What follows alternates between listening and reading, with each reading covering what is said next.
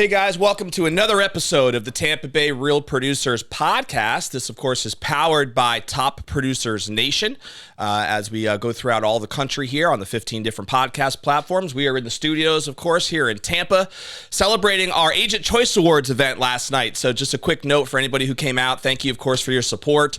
We had over 300 agents who attended our big event last night, and we gave away 15 awards last night, and it was a lot of fun. So congratulations to all the winners. And you'll see all those winners posted up on our YouTube channel. Well, 12 awards and 3 certificates. Oh, that's true. Yes, we did have 3 certificates that we had to run as well.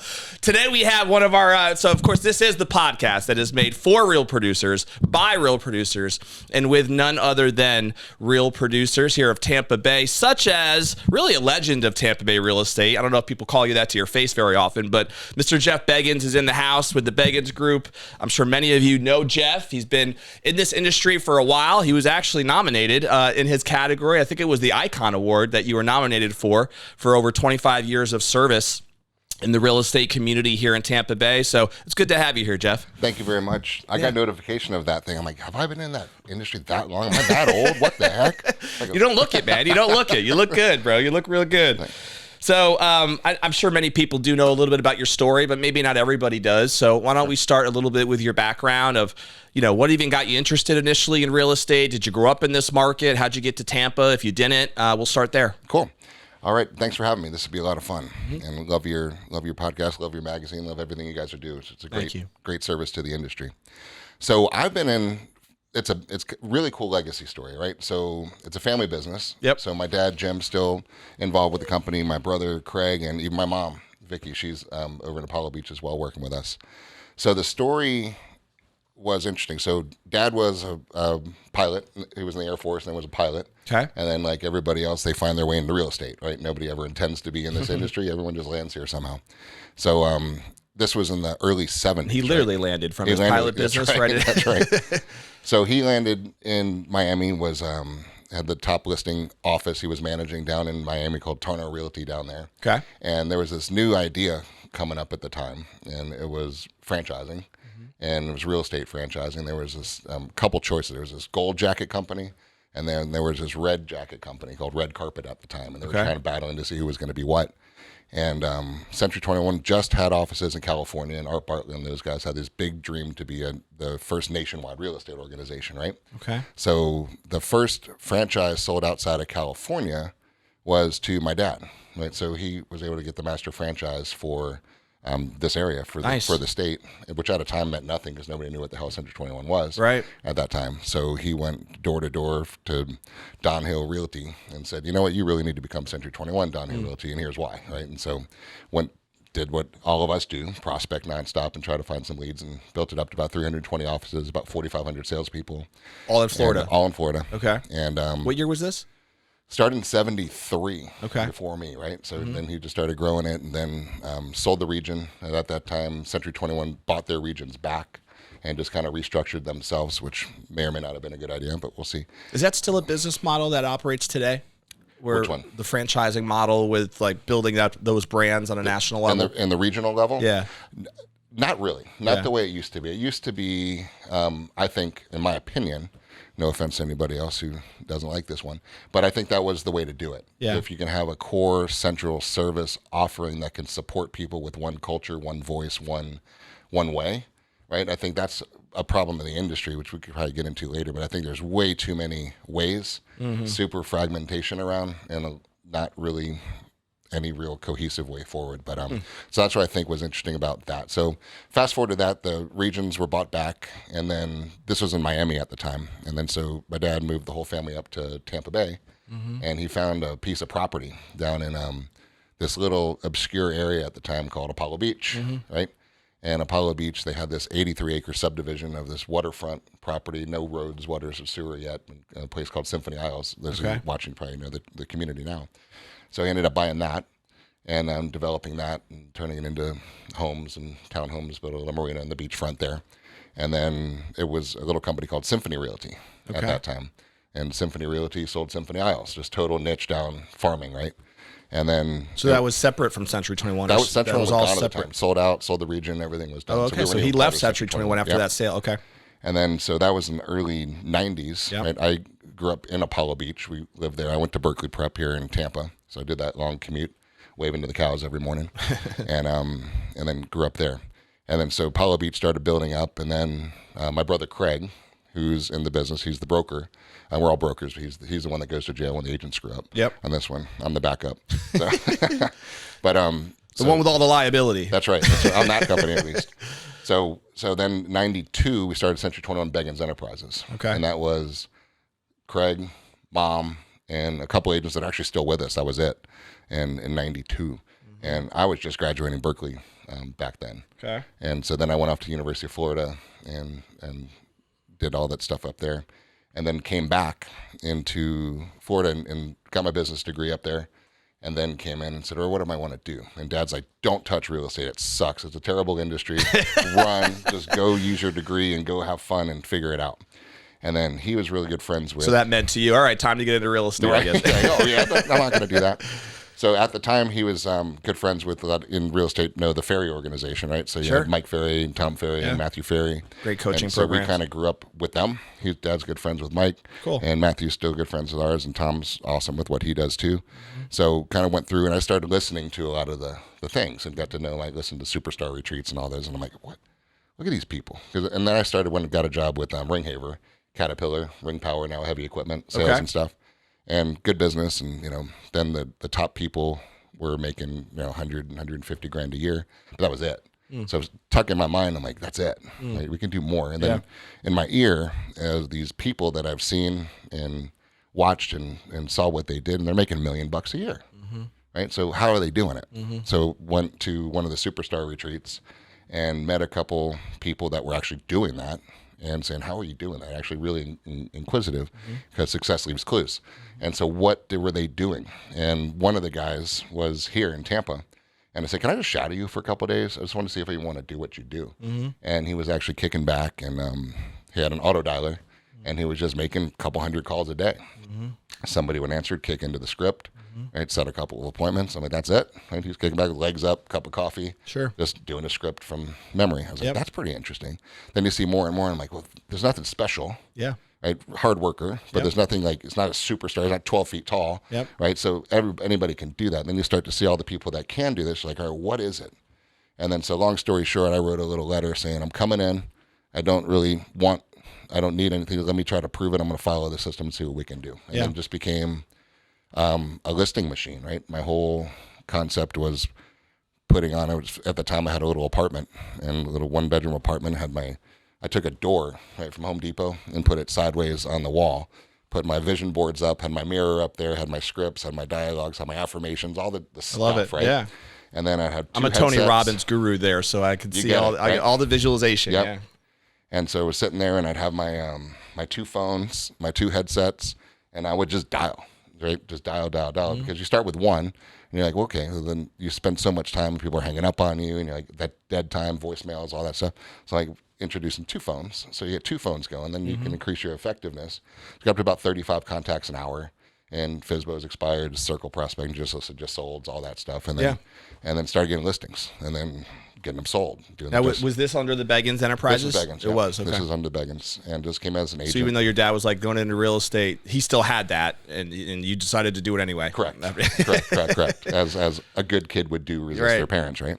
So then it became fun, and it became an interesting business. And then from a company perspective, we started doing a lot more trainings, and then recruiting, and then coaching, and then more agents would start prospecting. We'd kind of get little prospecting sessions going, and just leading by example, right, on that one. So, and at the time I was still just fresh out of Gainesville, so I still had a lot of friends and a girlfriend at the time up there, so I would want to go screw around on the weekends. So you can only way in real estate to really have control over your own schedule is to be a listing agent. Sure. Right. So that's all I focus on. I hated buyers, right? The whole buyer side of the business, I just don't like it still, but it's a necessary part of the business. So it's just listings, refer out the buyers, take a referral fee, and just go. Then you can actually have a life and keep your inventory and stay in touch. So then that started growing, and we grew the Apollo Beach office, and then as a group, Beggins Enterprises, we got a Sun City Center office, and then Dad and I moved over to the beaches. And there was a Madeira Beach office, and then Indian Rocks Beach office, and then a lot of you here in Tampa know company called List. John Lum, List Realty, List Developers, did a bunch of projects here. Yep. So John Lum and I got involved in a project over on the beach. It was an RV park we bought and redeveloped and rezoned, and we became good friends. And he had a little company here called List Realty. Okay. He was a pilot. Kind of funny how these things. There's a connection there, yeah. So he comes down. It was landed in South Tampa was the name of his company. So he said, "Why don't we just? You're good at developing. We're good at real estate. Let's just join forces." So that's why our Tampa office is called List with Beggins. List with Beggins. Get it? Yep. So that's that one. So we have Beggins Enterprise. We have List with Beggins. Now we have an office. Then we open up an office in Sarasota. We've got Longboat Key, Sun City. It's a beautiful Brandon. area. Yeah, it is over there. And then the beaches. And then so that's kind of how we've been growing. And then we started. How many locations do you have now? We have 10 brick and mortar. Okay. And a whole new virtual segment. When did you reconnect with Century 21 again? That was 90s too. Right? It was. Yep. Okay. That's when went back in. So this is our 6th year in the franchise renewal. So, and it's a great organization, and they've really reinvented itself. For a while there, it was kind of a little tired, and but the leadership in there, Mike Mueller, the CEO, and that is really good. They refreshed everything. Their technology is top notch. It's just really good for us and really good for the agents, and nothing wrong with any one of them, but it's really good for us, what we do. And you said you have about 700 agents? Yeah, topping almost 750 now. So we have another company called Century 21 BE3, and stands for Empower, Educate, and Encourage, right? So what that model is it's outside of Tampa Bay, and it's a virtual model. Okay. So we have a bunch of agents in Miami. We got agents in Panama City, Pensacola, Tallahassee, Vero Beach, Orlando, Lakeland, and grow to expand that nationwide. And we're actually going down to Brazil. Is that a Century 21 thing, or is that your own kind of build? It's our own franchise, but it is still underneath branded. So it's a company without the offices. So we're able to a lot more attractive split models because our expenses are really low. For sure. So we're seeing really explosive growth in that one too. That's cool. And then how many agents do you have in that? We've got 750 total with all of them. Yeah. So we're over probably close to 150 in that one right now. Do you find it like easier in some ways, more challenging to have when you have a comparison, a distinction between your brick and mortar locations and your agents that you guys are managing through those brick and mortar offices compared to the ones that are 100% virtual? What's that distinction like in your experience? It's an interesting question on that one. So even the brick and mortars are in essence virtual, right? Because the majority they're not there all the time. Don't come in, right? But you're still able to connect. Like what we do as a company is every morning, right, 9:00 every morning, live broadcast, right? Open forum every single day to wherever you are, mobile, everything, and so it's every day.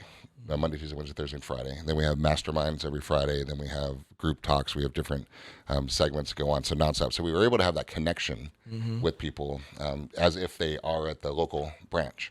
So that was kind of our big issue, was kind of one voice, one culture, one way. Who runs those live broadcasts? Myself, my brother, right? Nice. We have a really awesome leadership team. That's cool. And I think the key. You're just doing training every day through those? Every day. It's training, coaching, masterminds, and some positive recognition, that kind of thing. Everything. Yep. And then with all the changes going on in the industry right now, you got to stay ahead of it. You got to be on top of it. And so it's an interesting time in the business. So we're excited, kind of moving ahead of where we think it's going. Yeah. We're excited about that. Yeah. Well, let's talk a little bit about that. With your experience, so do you still do self-production as well? I do development now. Okay. Right. So I live in Madeira Beach. Yep. And so we love that town so much, and a lot of opportunities have come that way.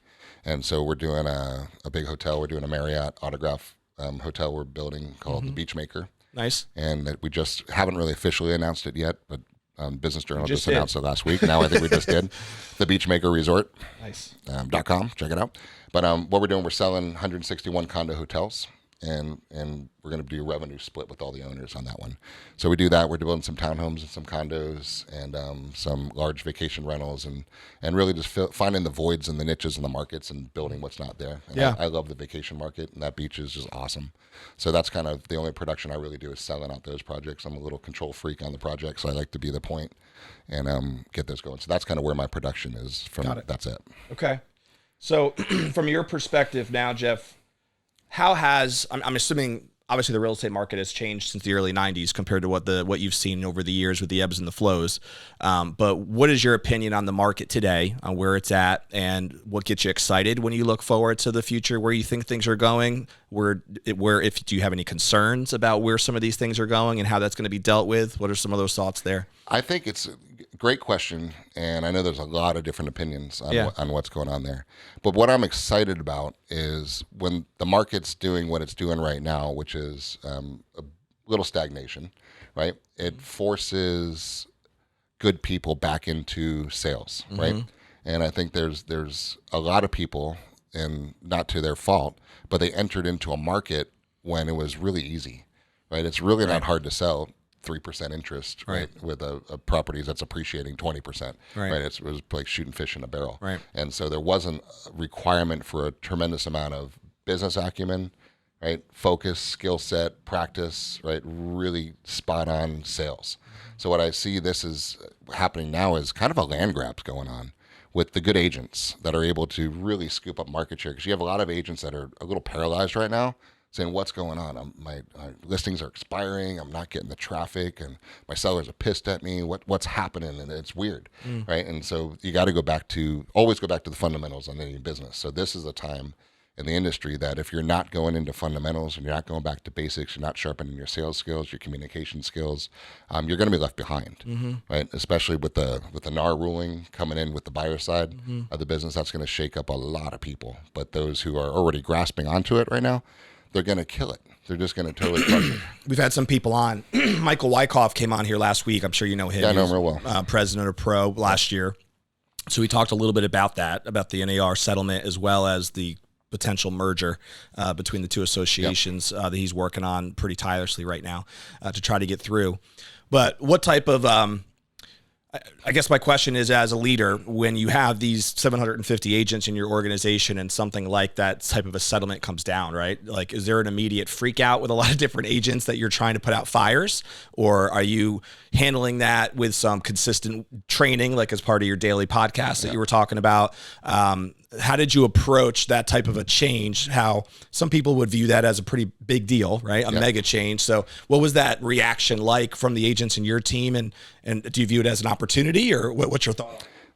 Great question on that one. So the initial reaction is to not react, right? Which I think a lot of people did a little too early on that one, because the reality of it is what it is, right? So you've got to adjust and absorb truly what it is and adapt to it. So what it truly is something so simple, right? It doesn't need to be blown up the way the media is blowing it up, right? Yeah. What happened in the short version, there's a data field that's now eliminated, and we have to put our clients on a contract. That's it. Right. Somewhere that's all that happened on this one. But the ramifications of that, it's different. It's changed, and people don't like change. And no, that's not the way I used to do it. I hate it. What's going to happen? Yeah. The industry's dead. Now discounters, 1% don't have to pay. All the other stuff can spiral people out of control. And I know several people that are still spiraling out of control. Yeah. But the smart business people are saying, wait a second. So what we're training on it is, all right, on average, a buyer comes in contact with 17 people from the time they drinking one night, clicking on Zillow about a dream to move to Tampa or wherever it is in the world, to the time they pop into some open houses, hit on Redfin, hit on Homes, hit on Realtor, pop into Starbucks, see a guy with a name tag on. They're in touch with 17 agents across the board, right? So now the smart agent is saying, wait a second. As soon as I meet them, all I have to do is sharpen my presentation and my communication and my skills and be able to just connect with you and say, man, let me interview for the job. Nobody knows this area better than me, man. I'd love to be your guy. Yeah. Right. And let me interview for the job. Let me show you what we do. Let me show you how I represent you. And here's how we do it. We got to put you under contract. I'm going to commit to you. Need you to commit to me, and let's go to work. And that's where the training can come in, right? Because that might 100%. Be, I saw a stat somewhere that it was like less than 10% of buyers agents ever even have that conversation. Like they don't get buyer's agreements, I guess, as a fairly common. Because you're afraid. Like, I don't want to scare them. I don't want to scare them away. Right. But now the smart people are saying, come, right? Yeah. So, because as soon as I get you on my contract, you're mine. Exactly. Everybody else is boxed out. Right. And the other 16 people, they're screwed. They don't even have a shot. Right. Because now you're mine. Right. All I have to do is do a good job, which I hope you're doing, and you are, as one of the top producers around here. Yeah. And so, but that's it. So look at it as a huge opportunity for a land grab, because you're going to just put all these people on contracts, and they're as good as like an exclusive listing, because they're your guy, they're your girl, they're your couple. Yep. And so everybody else who's afraid of it, they're going to be sitting around with not only no listings because they don't work the listing side of the market. Now their buyers are gone too because everyone they run into is, oh man, I love you, but I signed a contract with Don, right? And it's over. It's an exclusive contract. So I think you're going to see the smart, aggressive, skilled salespeople, right, totally taking advantage of this marketplace and cranking up their market share, and a lot of people left on the sidelines. So if you're not embracing this stuff, you need to, big time right now. Yeah, and I do see the value in that, right? Like you would think that that's how somebody would deal on the listing side, right? Is making sure that you had a listing agreement in place. So to me, it makes a lot of sense as a buyer's agent to learn that same skill set, because I think most buyer's agents probably want to eventually get into listings anyway, right? So if you can develop that pitch presentation, those skills that's required to be influential enough to provide, to be able to express your value enough that people are willing to sign an agreement with you, you might as well get good at it on the buyer side. So eventually you can end up doing both, right? That's right. Yeah. And back to, as you mentioned, Tony Robbins type of stuff, right? If the communication breakdown, it's 7% word, 38 is just the body language, tonality and body language, right? Yeah. So most people forget to spend the time on the easiest part, the 7%. Just get into your spiel. Oh, you want to buy? I'd like to interview for the job. Blah, blah, blah, blah, blah.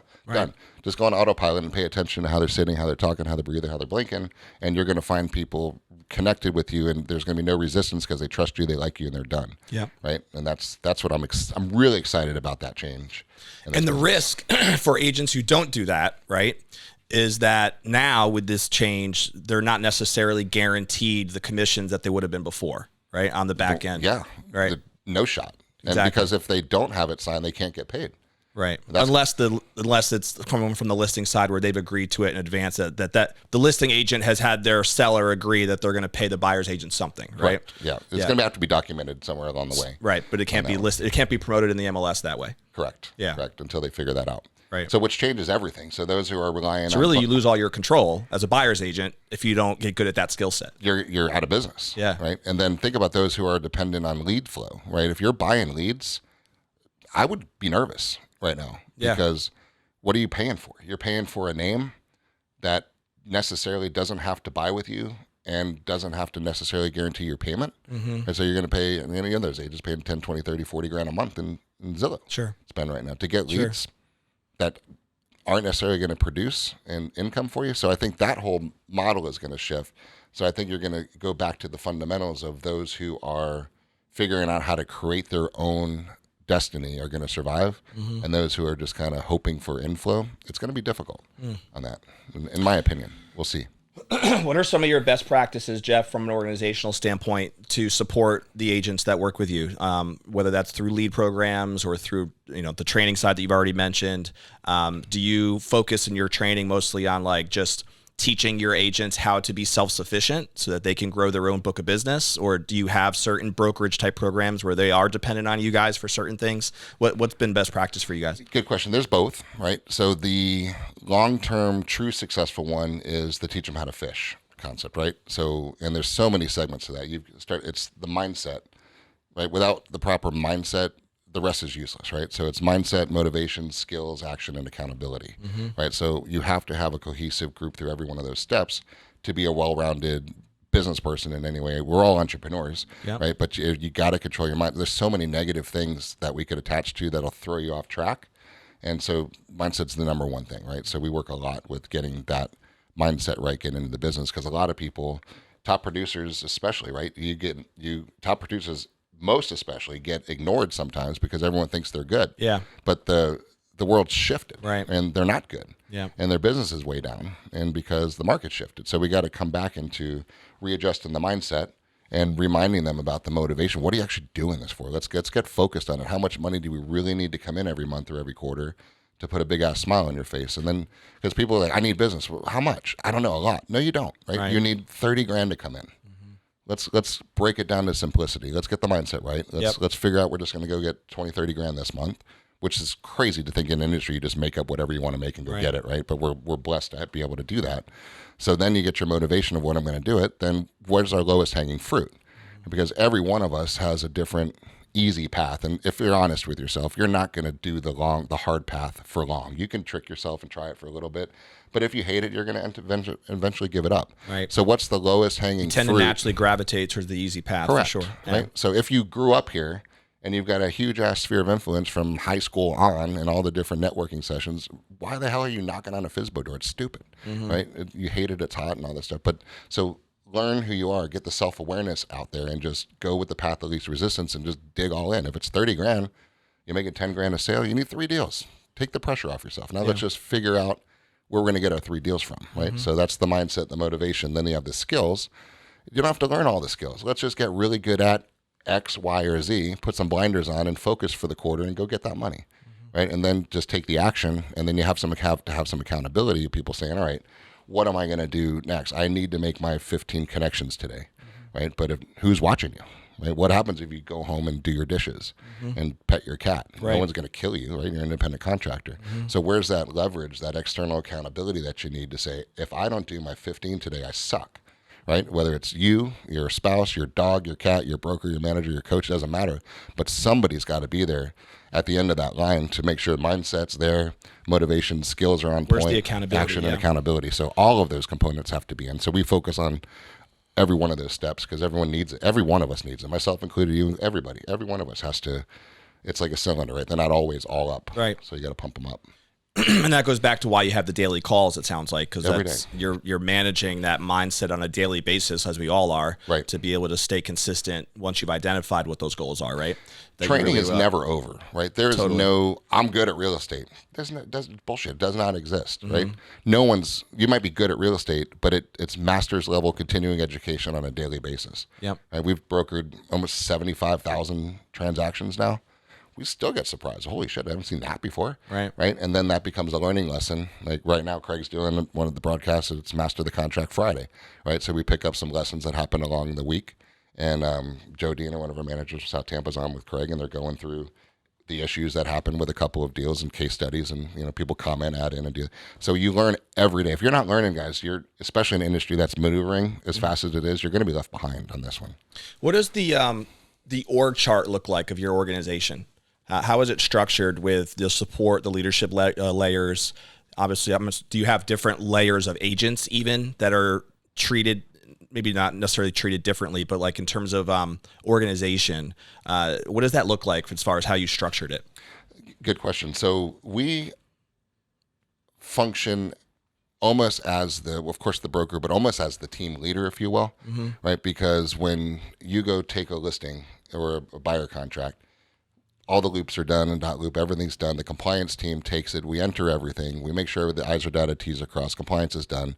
Signs go up, ordered, done. All the photos are done. We do Zillow showcase. Everything gets done the way it's supposed to be done because you as an agent, your highest and best use is what? Talking to people, right? So all the non-income producing activities, we really try to take away from the agents to let them go get their 3 deals, right? Whatever that takes. So we have a leadership team we're just blessed to have from a skill set and a training abilities, and everyone's on the same page with where we're going as the company and the mindset. So we really provide all the support for them to really free them up to do. And then we have local. So that support is also staffing, right? Staffing. Staffing, yeah. We got managers at all the brick and mortars, right? But they don't have any fiscal management responsibility except recruiting, training, and coaching, and holding people accountable. And so that's it, because that's what the agents need. It's like, hey, I haven't seen you, get your ass in here, what's going on? Right? And you're like, hey, I'm fine, don't mess with me this month, life is good, or I'm having a meltdown, help me back on track, right? Because we're all of us, and every month are one of those, right?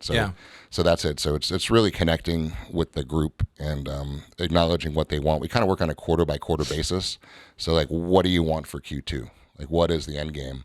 And what level do you need it? How important is it to you? How much accountability do you want us to pat your back, kick your ass? Like, what are you right now? Yeah. Because the 1 year ago version of you is different than the 2 year from now version of you, way different than the 3-year-old version of you.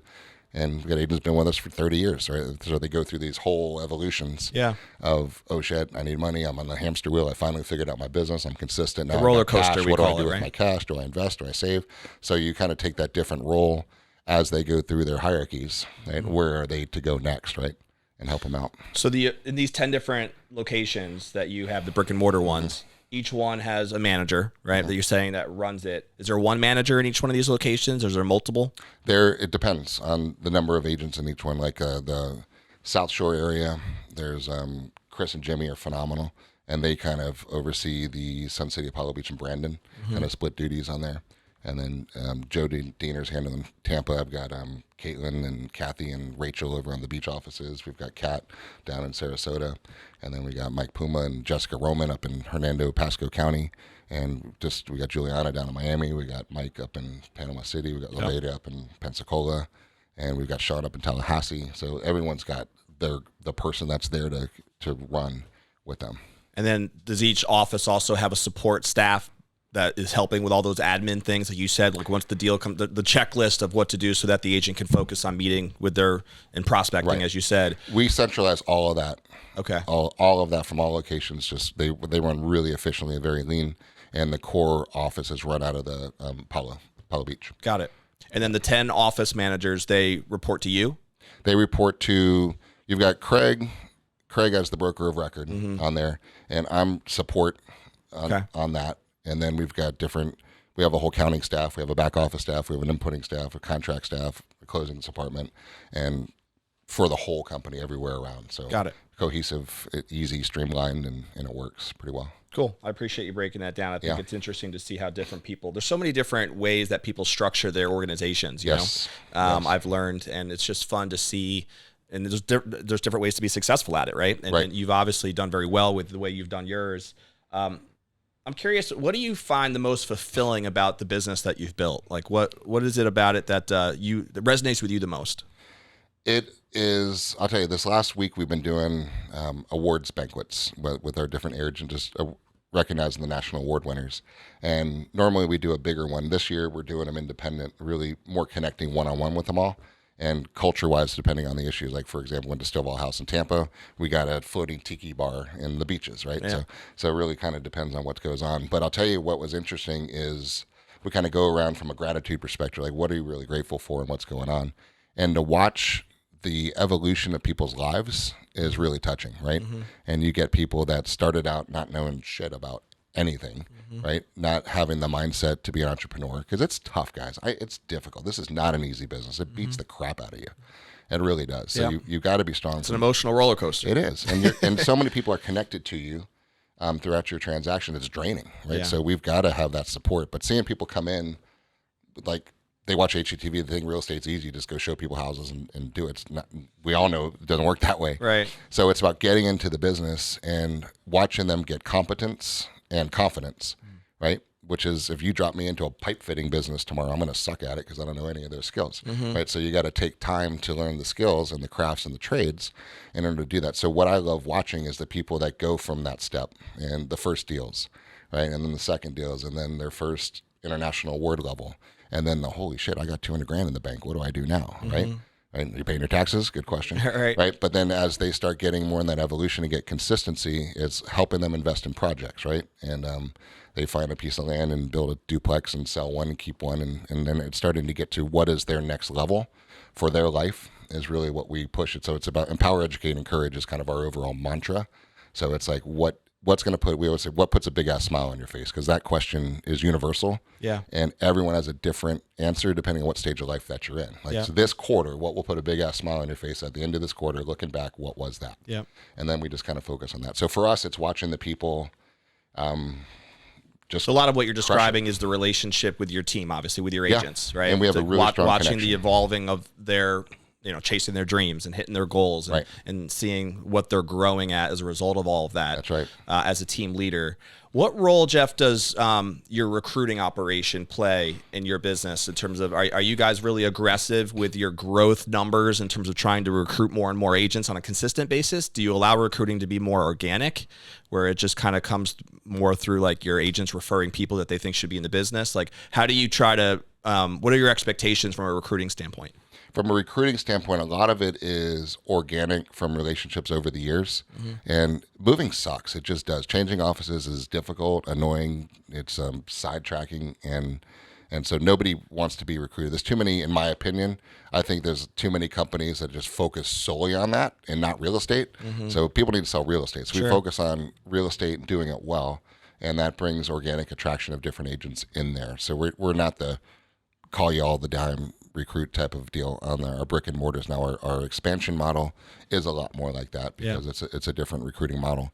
But here in Tampa Bay, it's not numbers. It's we want cool people that we want to hang around with, that we like, that like us, that we want to, help be part of each other's lives. So I don't want to have 5,000 people, right? I want to have, another 450 of them or something here in Tampa, and good ones that actually have some drive and want to grow a real sustainable business that's consistent that they can pass on one day, right? And it's true real estate, is it? Makes sense. Yeah. How long is your interviewing process go? Is there they have to go through multiple stages before they officially get accepted onto the team? Is that how it's been structured? It's fun. So a lot of times we're wide open, transparent with what we do. So if somebody wants to come on board, we're like, hey, before you do, let's get to know each other for real. Yeah. Here's a code, here's a link, watch our trainings, go onto our websites, kind of check out what we're doing, follow our YouTube channel, see kind of our attitude, see what we say. If we're going to offend you, rather know now, right? And really see if this is the type of company you want to be with.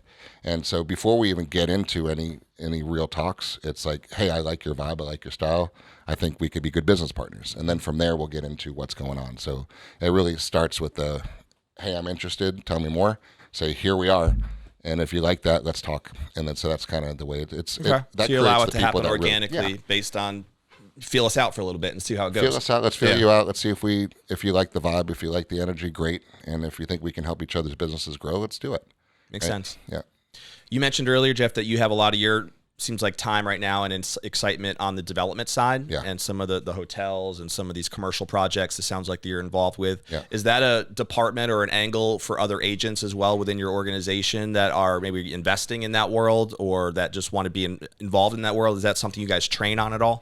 We do. And especially here in the Tampa office, with John Lum is such a phenomenal leader and partner in our Tampa office, and has so much development experience. So he helps the agents find lots, split lots, develop it, hook them up with the builders, developers, contractors, engineers to build their own if they want to. He's got phenomenal relationships with different builders. So a lot of our agents will go hunt land and bring in the builders, inspect the houses, and sell those. Yep. Those agents are now accumulating enough wealth. They're investing in their own. When we do our projects, we offer investment equity pieces just to our agents up front and say, you could put in 50 grand, 100 grand, whatever you want to do, if you want to be part of the development team and owner. Like of the hotel, I've got a dozen probably agents that are owners in the Marriott with us, and which is an opportunity most people don't get, right? Totally. On that. Yeah. So it's about helping them figure out what's their investment strategy, what do they actually want to do, and it's coaching them to get their dreams. Because ultimately the dream, in my opinion, everyone's dream revolves around peace, right? Yeah. Building financial freedom, right? Right. Yeah. And the only way to do that is that not have to worry about where the next paychecks come in. That number of, if I need 30 grand a month or 20 grand a month to come in, what can you invest in now that'll spit off that 20 grand a month? Totally. So you can do this for sport, right? And that's an end game for many people right. It's like, what pieces do I have to put into place to get there, right? Right. Yeah. And that goes back to the beginning process that's the end game.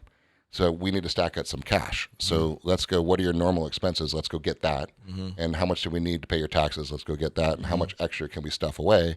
So if you have an extra 120 grand at the end of the year, let's either deploy that or let's save it so it's 240 next year. And then let's go buy a little 6-unit building, or let's go put into one of the projects, or buy crypto. I don't care. Do something right with that business. So it's really that long-term plan. Yeah, one of my mentors would always preach the concept of you have to first build massive cash, and then you can translate it into passive cash, right? That's it. That's it. And that's really the principles behind what you just said, building that wealth strategy. It makes a lot of sense. Yeah. One more question on the business, and then we'll probably take a couple of minutes on just some personal things for people to get to know you more. But from a business side, what would you think is the biggest challenge that you deal with now, after the years that you've been in the business? Is there still something that kind of challenges you that comes up more than once that is still part of the business that maybe you wish didn't exist, or you just feel like it's a challenge and you embrace it for what it is? I think it's the first thing that comes to my mind on that one is being around people that don't realize they're as good as they are. Right, which is a confidence, competence, and mindset game. And there's too many people who sell themselves short, right, way too early in this business. And I mean, guys, this is the universal level is entrepreneurship and business, right? Everybody can do what we do if they're committed to doing it and driven enough to do it. Yep. So it's about people that don't give it as much as they could, or they give up before they should have, and they don't push through, right? That's kind of, so I want more for them than they do for themselves a lot Yep. of times. And if I see them not reaching for what I know they're capable of, it's frustrating, right, for that too. Yeah. And then so we stay on them, and some don't, and some do. Right? That's the world. So I wish people could see how fortunate we are in this industry. We mentioned it earlier. And really, where else can you say, you know what, I'm going to make 30 grand next month, and then you just go down that street, Put a that plan has together those and houses, just do it. and you're going to make 30 grand, or you can struggle. And it's not a guessing game. Like, you know what needs to be done. It's just, this is the numbers. This is it. The question is will you execute those steps, right? Correct. And then it goes back to what's above that.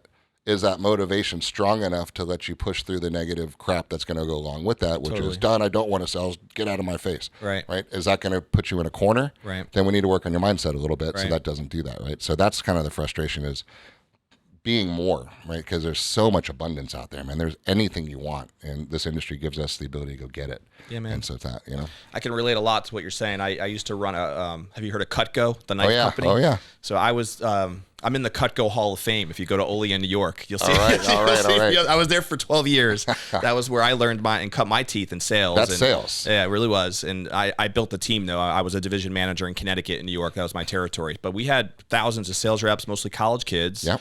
And it was always the most frustrating thing for me, as once we had the teams. And at one point we had 13 offices that we developed. And there were some really talented young kids, that I knew had it in them to be able to be rock stars in the sales game, and they would just quit too early, and that always bothered me the most about the business, is like, man, we can't believe in you more than you believe in you. Correct. Right? And if you're willing to just cut through this crap, there's such a bright future on the other side if you can just see where you're heading, see where you're going. And that, I can relate a lot to what you said, because that was really probably the most frustrating thing that I went through too, was seeing people quit on themselves so early. So is it DNA or is it environmental impacts at that point? I think it's both. Right? I think it's both. Yeah, no doubt. There's certain DNA things that people have ingrained in them, and it's hard for them to overcome that unless they do the work. Because that's where like investing in yourself comes in a lot. The Tony Robbins programs and other coaching programs, and there is a lot of things that we can do to help us get through those obstacles. But that's an intentional and an investment in somebody who's willing to do the work to grow in that way. Right. You physically have to shield away all the negative crap, because it is so everywhere. Yeah. Like, I don't think I've watched one news broadcast and I can't even tell you how long. Yeah. It doesn't even come on. I can relate to that too. Right? You can't, or else, but you do, and then you're done. Yeah. Right? You're done, and then No you doubt. start talking about that with other people, and then down here with everybody else. Yeah, our mindset is the most powerful thing for sure. So it's cool to hear you talk about how that's a big priority, it sounds like, as part of your daily coaching programs. Yes. Is managing that mindset. I think that's awesome. All right, so for a couple of rapid fire things, Jeff, for people to get to know you a little bit. So do you have a favorite book or author or seminar even that you've attended, or even a podcast that you feel like has made a huge impact on you personally or professionally? Yes, I'll tell you. I think we mentioned earlier Matthew Ferry, right? Yeah. A good friend who's a personal coach of mine, and Creating Sales Velocity is a book that he put out a new version of it right now, and it is fantastic. Cool. I haven't read that. Creating Sales Velocity is Audible on it as well, and a lot of that goes back to kind of just our philosophies just mesh up really well, and it's really the connection. It's sales. It's people. We're not in real estate. We're in the people communications business. We forget that sometimes. And all it relies to is, can people trust you? They feel comfortable with you. And how are you going to build that? And you better know your market, right? Or that's just a fundamental thing. You better understand the area that you're working, or you're going to be out of business. So assuming you get that down, now it's just finding people. And when you find them, you better connect with them. And it just goes a lot deeper. So I recommend that book. It's great. Creating Sales Philosophy. We haven't heard that recommendation yet. I appreciate it. What's a hobby of yours? What do you love to do? What keeps you excited, passion-wise, on that front? I'll tell you, I got a couple of kids. I've got an 8-year-old boy, a 4-year-old girl, and so they keep me busy, which puts a lot of the hobbies aside at the moment, right? Well, their hobbies become your hobbies, are right? my hobbies for sure. And no, but we love going to the beach. We live right there in Madeira. We go on the boat, go out to the sandbar, and just kind of everything. Beach coastal living, man. You live the beach life, huh? We live in the beach life. That's pretty neat. It's nothing like it. We're up in Land O'Lakes. I have 5 kids ourselves. They're all under 10. All right. So our house is just a zoo. Yep. And my 2 boys are really into baseball right now. So we've been investing. Actually, tomorrow's big baseball day. Saturdays are always our big baseball day now. Yes. But they're really getting into it. So, yeah, my oldest son he'll turn 9 in July. He's 8 right now. And then we have a boy who's 7. So they keep us busy, and our 3 daughters are really into dance. So we got a lot going on from that front, so I can relate. Yep. My wife she just went to dance class yesterday, and kids doing all those things, really into piano and music, and it's just fun. It's fun to watch their interests. Do you guys like to travel at all? We do. Actually, my wife's from Germany, and we have a house over there. Nice. And so when the kids go out from school, they all go over for about 6 weeks, and then I join in towards the end, and we all come back together. That's neat. And they're all fluent German, and they speak. They got a family over there too.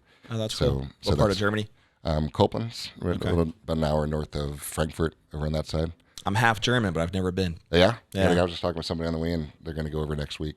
So it's just neat to travel and just throw those experiences out there. And as you know, our job now is just to instill confidence, self-confidence, and experiences to kids. Yeah. Right? And still, having some fun doing what we're doing. So that's the real trick. That's the real mindset training right there, right?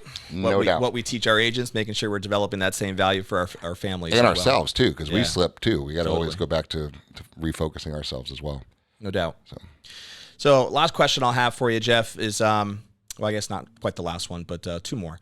At some point when you're sitting down at that rocking chair years from now and looking back on your legacy, right, and what you want to be most remembered for, what do you think is most important to you in terms of what you would want to be most remembered for, what you'd want your legacy to be?